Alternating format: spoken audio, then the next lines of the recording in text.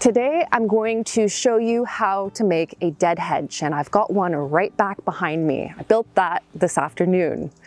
And a dead hedge is made up of lots of dead garden waste, so branches and twigs, things you might find it a little bit more difficult to compost.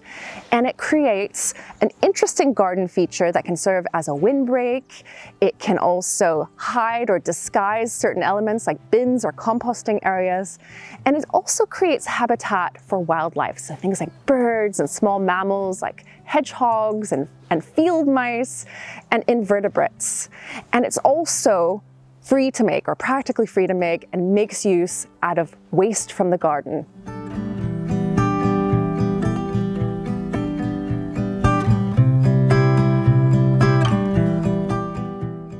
Winter is a great time to build a dead hedge, and that's because we've got a lot more time on our hands this time of the year in comparison to the growing season, but also because we're doing a lot of pruning and clearing in winter, especially right before spring. So pruning things like trees and shrubs, we've got that woody material to use. But saying that, you can build a dead hedge at any point in the year. If you've got the material, you've got the time, go for it.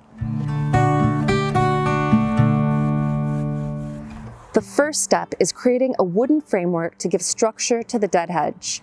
It can be as long or as short as you'd like, but dead hedges are typically 3 to 5 feet in height. Now, there are no set rules for how thick the wooden stakes that you use to create it should be. They just need to be sturdy enough to keep the material that you use as a fill inside. There are 4 pairs, so there are 8 stakes here in the ground, and I made it wide enough so that it would cover the front of where my beehives are, the apiary. And each set of stakes is about, I guess, just over 3 feet from one another. And as far as the distance in between, it's 18 inches. With the framework complete, it's time to start filling it in. I have a large fallen branch, apple tree prunings, I have a broken down willow garden obelisk that's a few years old now, driftwood, lots and lots of different types of materials. And when it comes to filling in yours, use what you have. Now, another idea is to put wildlife-friendly habitat at the bottom.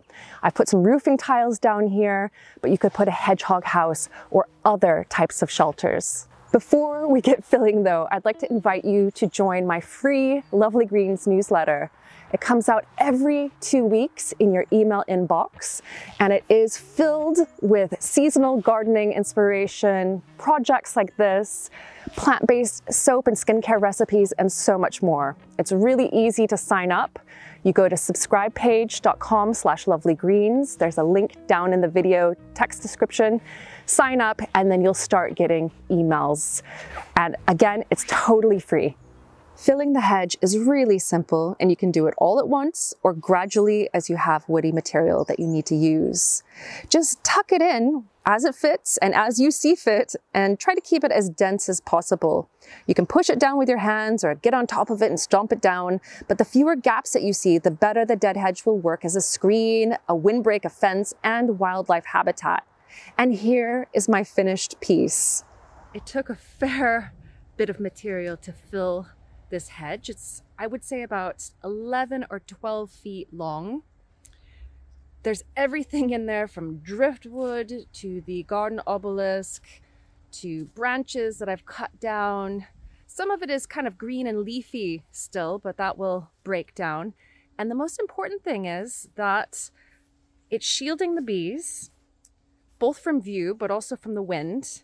And also, when the bees come out of the hive, instead of flying just above the level of the grass, they're going straight up, which means that as they are flying over the garden, they're not going to hit anyone like me working in it. So they'll be up above my head.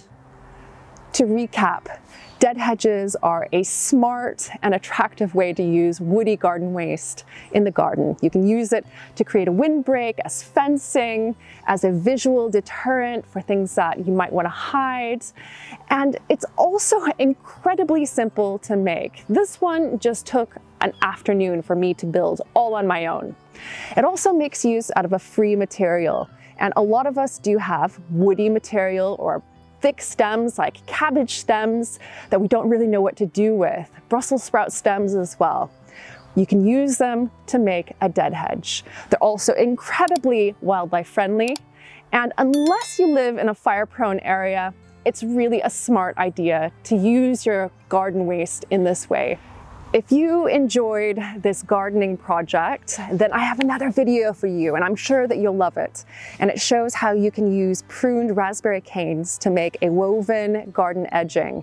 It's beautiful, and again, you're using free waste material from the garden to create something that's functional and looks great too. Thank you so much for watching. And if you haven't subscribed yet, please do, and give this video a like and sign up for my free newsletter. The link to it is right down in the video description. It comes out every 2 weeks. Thanks again, and I'll see you for another video here on Lovely Greens. Bye for now.